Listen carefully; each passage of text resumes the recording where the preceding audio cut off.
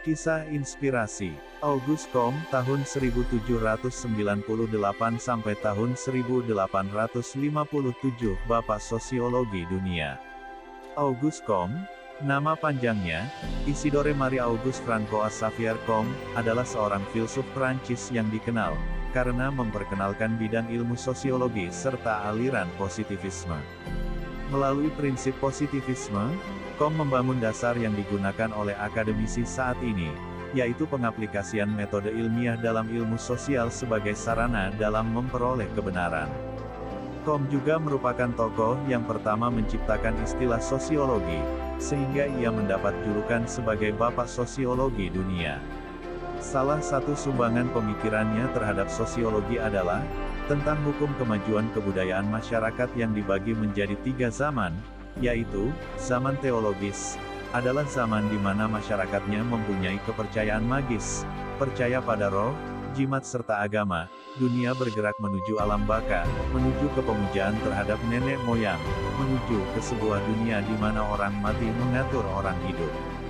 Zaman metafisika, yaitu masa masyarakat di mana pemikiran manusia masih terbelenggu oleh konsep filosofis yang abstrak dan universal. Zaman positivis, yaitu masa di mana segala penjelasan gejala sosial maupun alam dilakukan dengan mengacu pada deskripsi ilmiah, hukum ilmiah.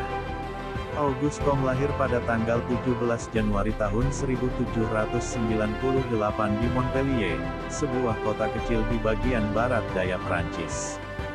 Ia berasal dari keluarga bangsawan yang beragama Katolik.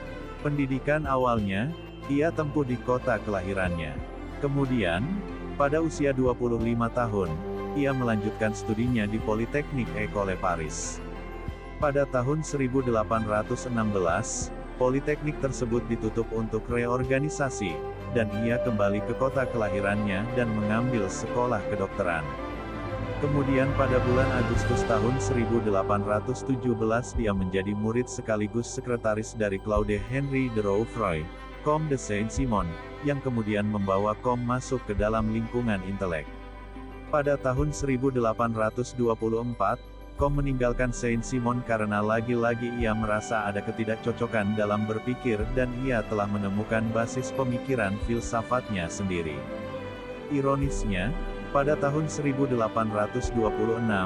ia divonis sakit jiwa, sehingga harus dibawa ke rumah sakit jiwa. Hal ini terjadi, karena ia dikenal pemarah, arogan, dan kejam. Ia sempat mencoba melakukan bunuh diri tetapi gagal.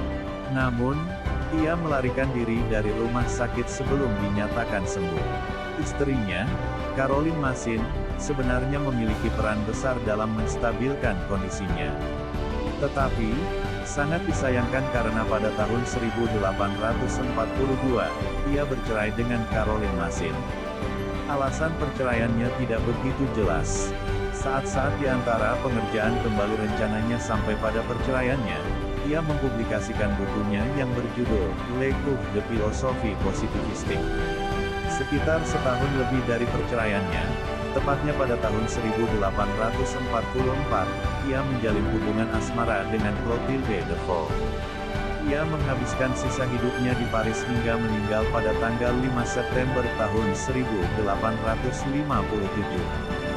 Beberapa buku yang berhasil ditulis Auguste Comte, antara lain, Traité des Systèmes tahun 1845, Traité des Sensations tahun 1854 dan Langue des Calculs tahun 1858.